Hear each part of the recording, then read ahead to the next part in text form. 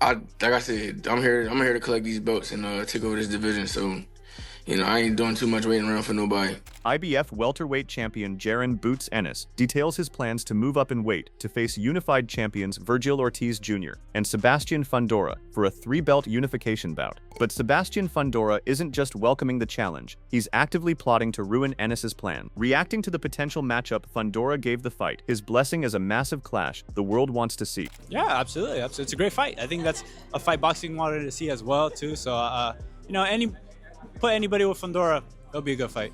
Instead of letting Boots dictate the division, the towering Inferno mapped out his own timeline, planning to smash his mandatory challenger this fall before hunting down the winner in March 2026 to completely hijack Enis's dream unification. I'll bring whoever, man. We were in talks for Josh Kelly, but Josh Kelly wanted to fight in July in England and all these things, so that fight fell off. But I mean, by the time Boots became champion, unified champion, we already had this fight lined up with the mandatory. So, but I like both of those fights. I like both of them. Next year, man. Well, we've always been like the past 4 years. We've been fighting in March. I'll see you guys in March. Hit me up. I'll see you guys in March. Meanwhile, Sebastian Fundora downplayed Jaron "Boots" Ennis, stepping up to junior middleweight by warning the new champion that looking good against lesser competition means absolutely nothing now that he is swimming with the real sharks at 154. I guess Ennis with his last win, I mean, he looked good. He looked good doing his thing. He looked like he had fun as well. So it's nice to see I mean, he's been a champion before, but a fresh face in 154. Exposing the flaws he saw in the ring, Sebastian Fundora boldly predicted that Vergil Ortiz Jr. will completely dismantle Jaron "Boots" Ennis because that chaotic third round gave him all the evidence he needed to see Enis get exposed. I favor Vergil. I mean, we saw that third round. That was enough for me to see what I needed to see, but it'll be an entertaining fight, that's for sure. Stripping away the hype and calling out the ducking Sebastian Fundora demanded that Jaron "Boots" Ennis stop hiding behind the sanctioning bodies and sign the contract because the boxing world is tired of the empty excuses. Absolutely. Pretty much everybody is on there? It makes sense to me. You open the app, you see Fondora, you see Boots, you see all these guys, all these names. I mean, it has to happen. It has to happen now, there's no excuses no more. As the identity of Boots' next opponent remains completely unclear, the boxing world is actively reacting to the potential blockbuster matchups that could happen next. While openly admitting a deep personal bias toward one side due to long-term ties, Chris Algieri acknowledges that the towering puzzle presents a rapidly expanding threat. The division giant is no longer just relying on raw physical advantages, but has locked in a highly disciplined jab that makes him a terrifying final boss for anyone. To be fully transparent, Vergil's my guy. Okay. Vergil's my guy. I've known Robert Garcia a long time. He's been telling me about him for a long time. I know Vergil. I like Vergil. So it'd be hard to be unbiased. But Fundora is such a difficult puzzle. He's so long, and he's getting better. He's improving. He's improving. He's learning how to use his size. He's using his jab. He's being more disciplined. He's not taking risks like he used to. Talk about a guy who used to allow people to hit him and then has figured out that you shouldn't do that at the highest level in that Brian Mendoza fight. But since then, he's been very, very good. So, yeah, I can understand why people would see him as the final guy because, again, with those physical advantages and the way that he's getting better, very, very difficult to deal with. The long periods of inactivity hanging over a top contender could prove fatal now that legitimate sharks are circling the waters. With dangerous wildcards and disciplined title holders ready to break the laws of boxing math, the division has become an absolute minefield where theories mean nothing. Vergil, the inactivity really worries me because you got sharks circling. And Jaron, with the level of talent he has, he can beat anybody on any given night. So, yeah, it's a really interesting time. And then even I got another titleist, Josh Kelly. Yeah. Very, very difficult style. And he knows what he is, he knows what he isn't. He will fight his fight. So he's a disciplined guy. He's got a lot of heart. He showed that in the Murtaza Aliyev win. So yeah, it's a lot of very good champions at 154. We got to see how they all match up because boxing math doesn't work. We got to have them fight. Dismissing the traditional view of status symbols, Algieri argues that true world-class pedigree is proven through surviving brutal knockdown dragout wars. A fighter who has repeatedly stared down extreme resistance in the trenches can never be downgraded to a mere prospect just because of a missing belt. No, I think him not being a champion has nothing to do with him. He's been willing to fight all the guys. He's got good, solid wins on his record. He's fought really tough guys. The Madrimov fight was extremely impressive. He's the Bohochuk win, which a knockdown, drag-out fight himself. So he's been tested. He's been in tough. We've seen him deal with resistance. So I can't call him a prospect. just because he doesn't have a title doesn't mean, he's world class. Refusing to play the guessing game of divisional rankings, Algieri warns that the styles at the top are too violently diverse for anyone to survive unscathed. When a fluid switch hitter, a two-fisted destroyer, a towering giant, and a slippery operator all collide, every single undefeated record is in grave jeopardy. Can't do it. Can't do it. Because it's one of those fights, it's one of those divisions where, again, if they all fight each other, I don't think anybody stays undefeated. So even trying to rank people, just because they're all so different. You got Boots, who's a fluid, side-switching, counter-punching, killer puncher. You got Vergil, who's a two-fisted destroyer, comes to get you. Fondora is the towering inferno. He's 6'9" or however tall he is. You got Josh Kelly, who's a slippery guy. So you've got a lot of different styles. You got to see how they match up. I thank you for your time because I see they're going to redo this. Yep, so I got some work to do.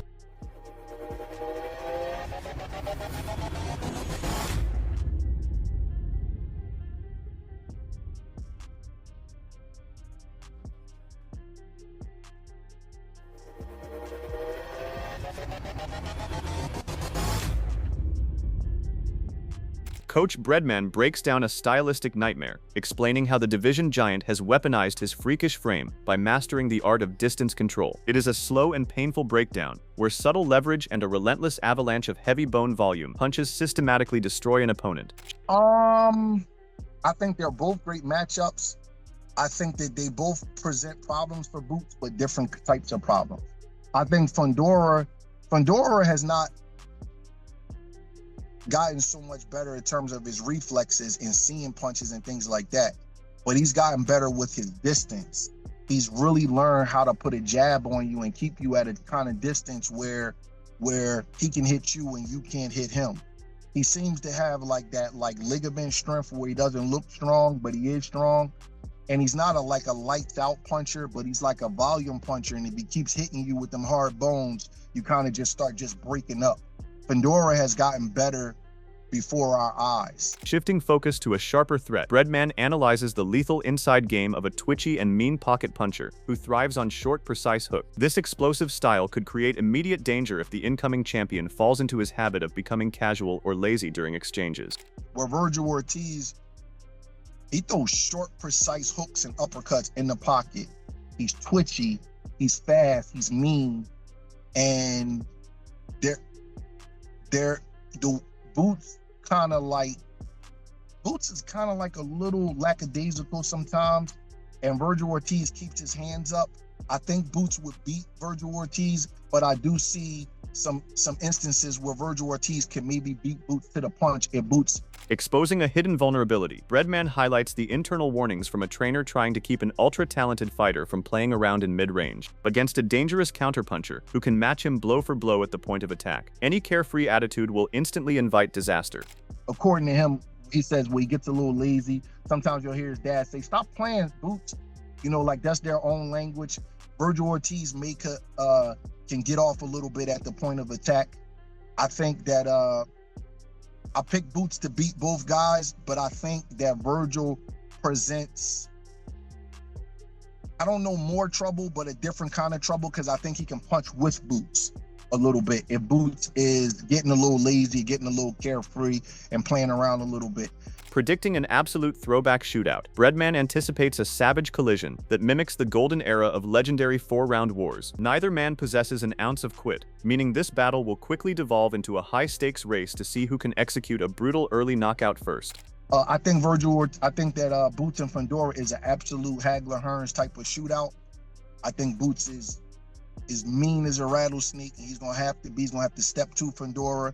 I don't know if his jab, especially to the head, will be that effective against a guy that's 6'6".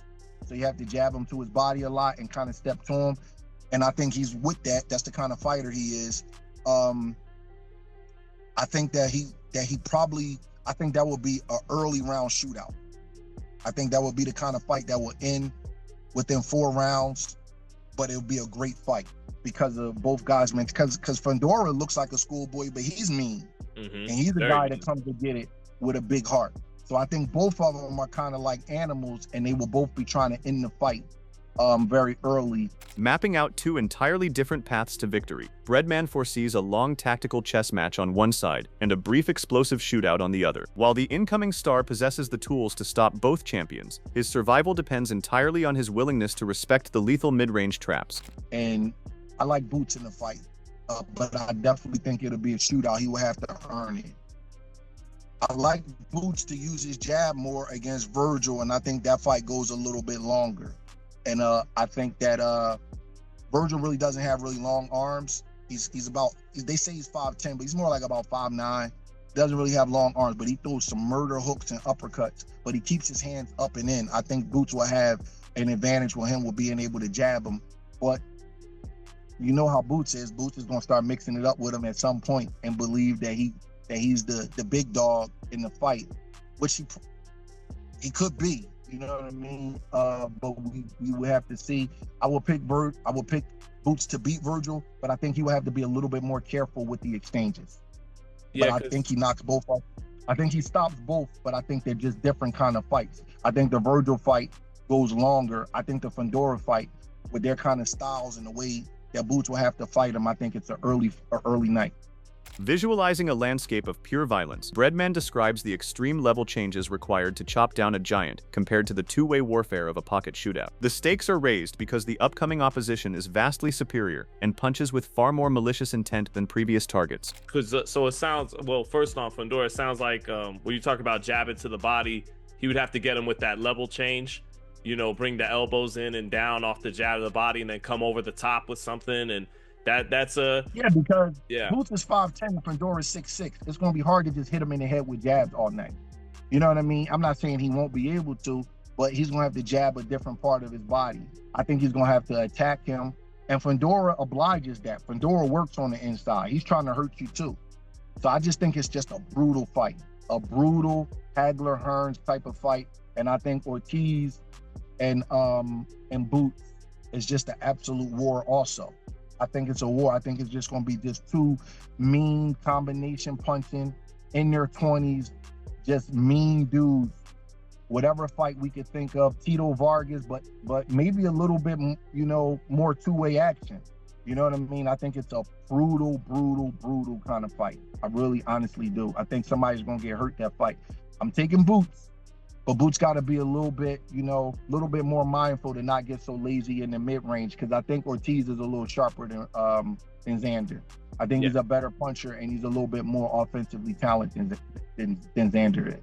Analyzing technical mechanics, Breadman points out the massive danger posed by a rival who fires heavy shots straight from a tight high guard without any looping delays. Yet the ultimate blueprint for victory was already exposed by a previous challenger who proved that this high guard can be breached. He's fundamentally sound.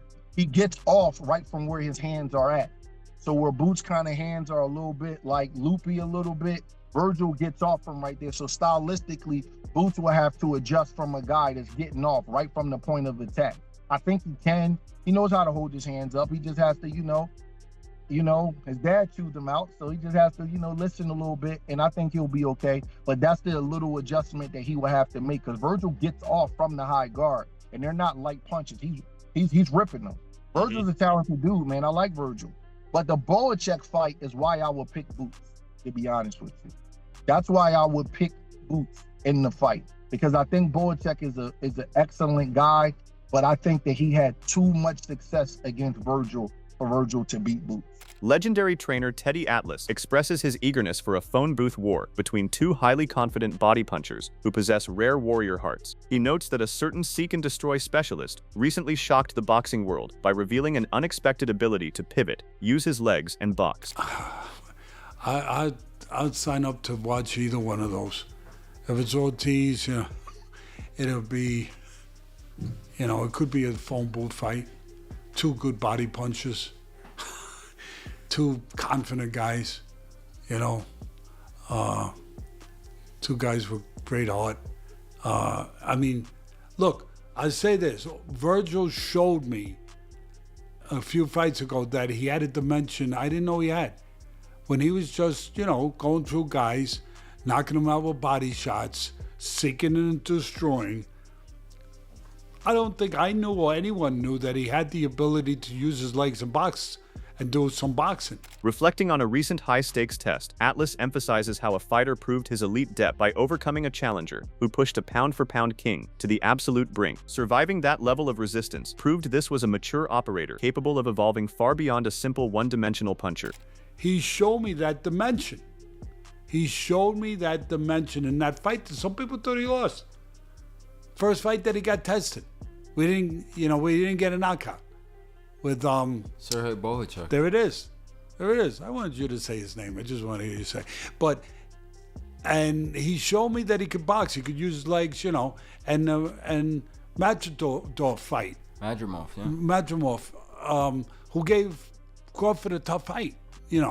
Let's not forget that. Crawford, first time he's moving up to that weight, I get it, but he gave him a tough fight. The great Crawford gave him a tough fight. He handled him, pretty well. I mean, he won that fight handy. So he showed me those dimensions of more than just, seek and destroy.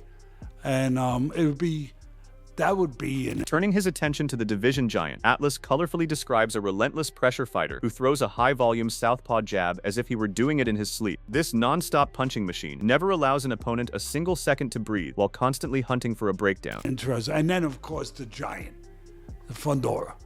I mean, he's learning how to fight tall a little bit better. He is, a little better.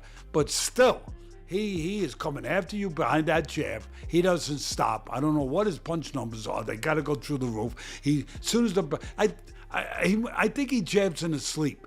I think that he's, like if you went in and you peeked in on him when he's sleeping like this. With that southpaw jab. The jab, he's coming out of the locker room. I think when he's eating dinner. He never stops. He don't leave you alone. And he's coming forward. He's always putting pressure. He's breaking you down. And then he puts punches together nice. He goes to the body. He throws uppercuts. He puts them together real well. But he's tall and he's a target. Despite the terrifying pressure from the towering champion, Atlas points out that a lanky frame creates an incredibly long and highly visible target for an elite sharpshooter. A calculated assault directly to that lean body could unlock the ultimate key to a sudden and painful early night. And, when he fights tall, it's a little tougher. But he's going to pressure because that's what he does. He's a fighter. And when he does, he is a target. He's a tall target. And is a sharpshooter. He'll find that target. And there's one other, and I'll leave it at that. Not only his head is a toy, and he's been knocked out once, we know that, but not only is his head a target, there's a tall, skinny body, lean body that's going to be a target for a guy who's a really good body puncher.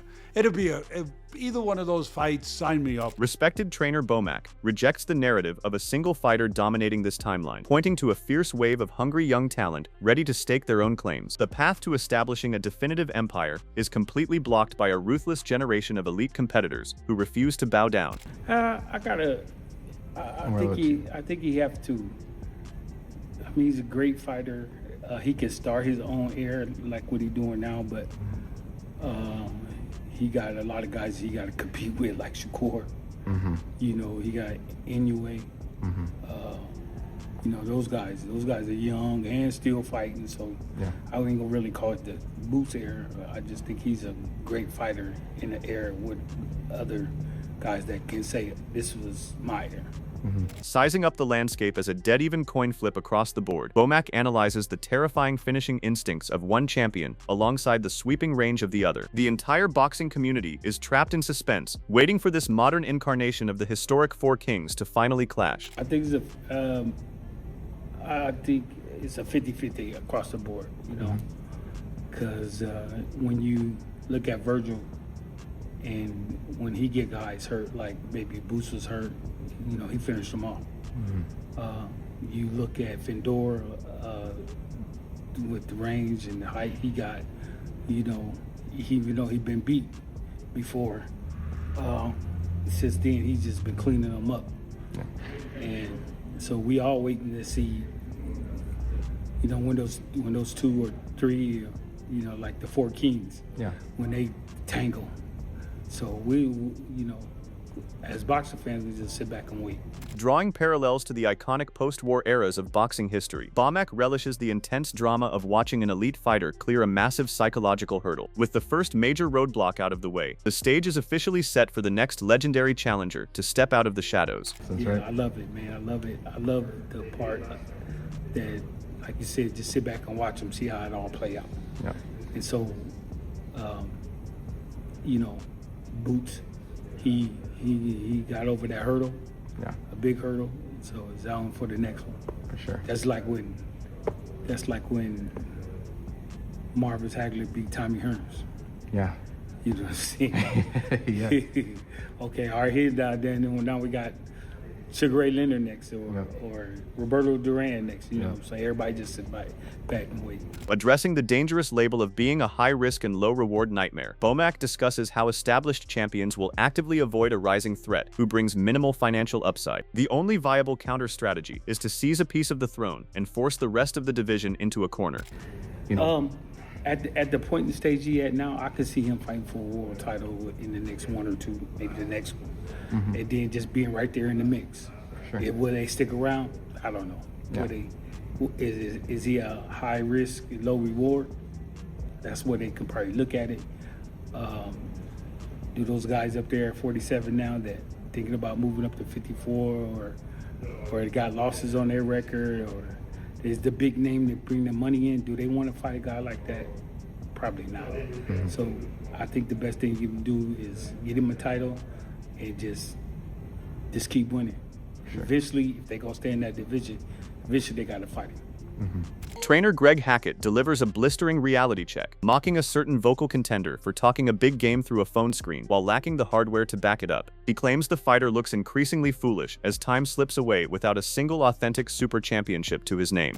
It's easy to talk through the phone. You know what I mean? That's easy. It's easy to say what you would do. It's easy to say, you know, if I was in that situation, I would have did this, and he didn't get in there. You know what I mean? So right now, a guy like him is looking foolish because he's getting older and he hasn't touched the championship yet. Yeah. Not an actual super champion or champion. You know what I mean? I think he had like a intercontinental champion or some shit. Yeah, one of them joints, but never a world champion.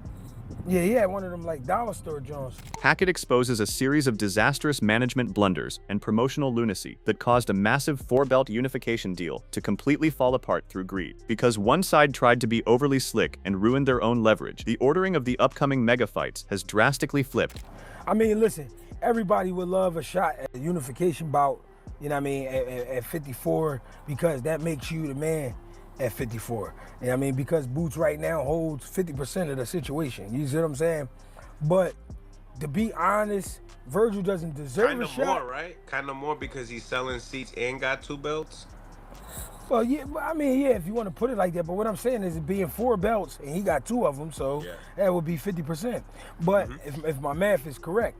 But what I'm saying is Vergil, he himself over. His team, his manager's ass, his promoter's a lunatic. You know what I mean? He a cool lunatic, but he a lunatic. They had that fight in their hands and they let it fall. You know what I mean? So, because they tried some quick, they tried to be slick and they fight up. So I think we get Boots and Fundora before we get Boots and Vergil. Yeah. Urging a reality check, Hackett blasts a top fighter for acting like an invincible comic book character when he was actually dropped and heavily beaten in his last outing. The footage does not lie, and the world saw a vulnerable contender who desperately needs to humble himself before facing a real young dog. That would be great. That would be a great fight.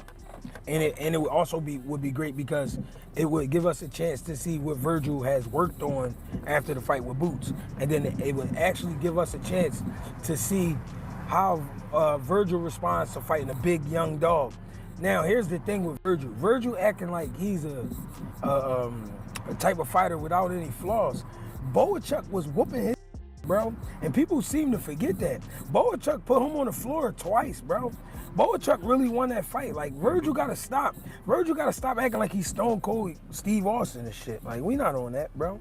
Cool out. Former multi-division champion Zab Judah expresses his pure excitement for a brilliant tournament-style bracket where the absolute best are forced to eliminate each other. The ultimate fantasy scenario involves letting the top titans collision immediately, so the surviving winners can fight for total supremacy. Now here we go, Xander and Ortiz. I like that fight. Xander and Ortiz, and then Fundora and Boots go at it, and then the winners of that collide I like that. again. I You know like what I'm that. I like that. That's nice too. Celebrating a major matchmaking breakthrough, Judah boasts about speaking a highly anticipated mega fight directly into existence through the sheer power of fan demand. The boxing world has officially listened to the experts, and a historic contract is closer than ever to becoming reality. That they're in negotiations. Boots, oh yeah, Boots and Fondora. Oh yeah. Come on, I spoke that into existence. Mills, they hear us. Mike Carpenter, shout out my guy, Mike Carpenter. That's my guy right there. He's a great phenom out of boxing, been around for a long time. He knows boxing. What are your thoughts on this explosive division? Let us know in the comment section below who you think comes out on top in these fantasy matchups. Do you believe Boots Ennis can truly conquer the Sharks at 1-5-4, or will the freakish size of Fundora and the pocket power of Ortiz prove to be too much? Drop your predictions, smash that like button, and join the debate.